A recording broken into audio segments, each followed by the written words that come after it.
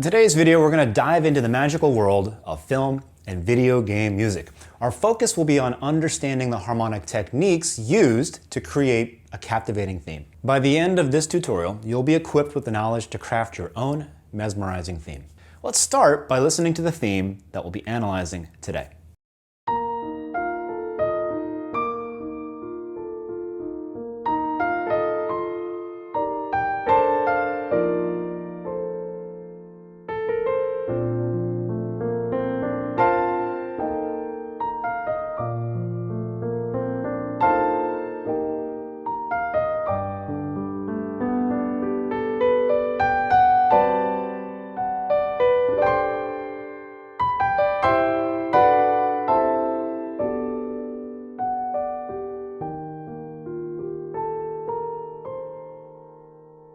At first glance, the theme may sound simple, but it employs several sophisticated harmonic techniques.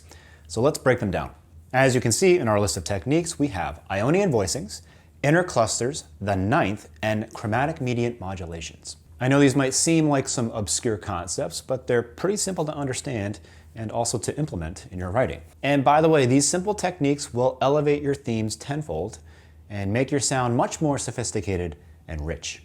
So what are Ionian voicings? Let's say we're in B flat major. Now if I tell you to play a 1 chord, you'd probably play something like this. Or maybe a B flat major 7. Or if you're a more jazz-oriented player, you might play a B flat 6-9 or a B flat major 7 add 9. But the true Ionian sound appears when we incorporate the characteristic Ionian tones. These are the 4th and the 7th. If you want a modal Ionian voicing, the trick is to think of the 4th as a chord tone and the 3rd as a tension above your voicings. Now, your 1 chord sounds like this. We can see this is a B flat major 7 sus 4 chord. This is the real Ionian sound. When you look at our left hand accompaniment, it's nothing more than a B flat major 7 sus 4. And the theme is based on that chord and targets the 3rd up there as a tension.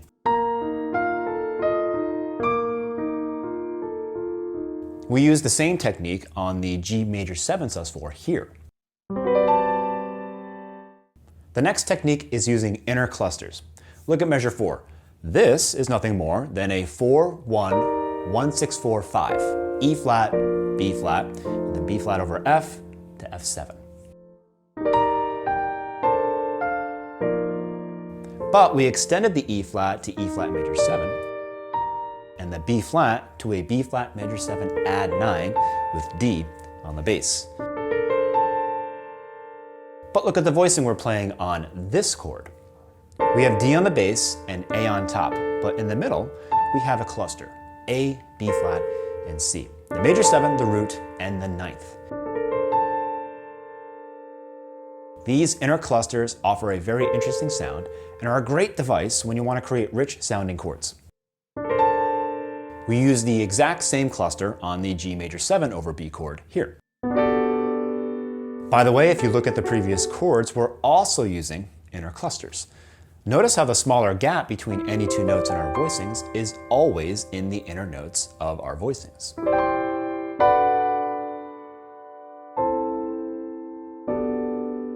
Also, if you look back to the 1-6-4-5 cadence in measure 4, the 1-6-4 cadential chord, B flat over F, is being treated as an Ionian voicing. The 4th is below the 3rd. Next is the use of ninths in our voicings. The 9th works on almost every type of chord, and it adds a beautiful color that makes all your chords sound much more interesting. Remember that the 9th is nothing more than the 2nd. It allows you to create 1, 2, 3 clusters on any chord. And you can see us using the 9th in all of our left-hand runs.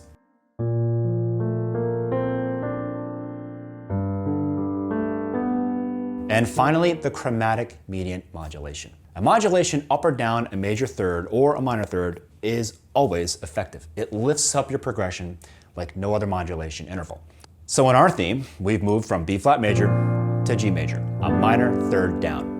And at the end, we did a nice trick by pretending that we modulated a major 3rd down from G to E flat. But the E flat major reveals itself as Lydian when you hear this A natural right here.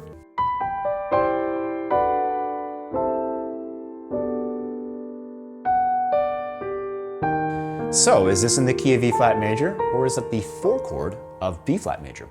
In other words, did we modulate from G major back to B flat major, a minor third up?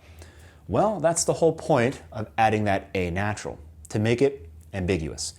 Ambiguity is also a great resource that you should always consider when writing your themes. It keeps the listener interested in your music.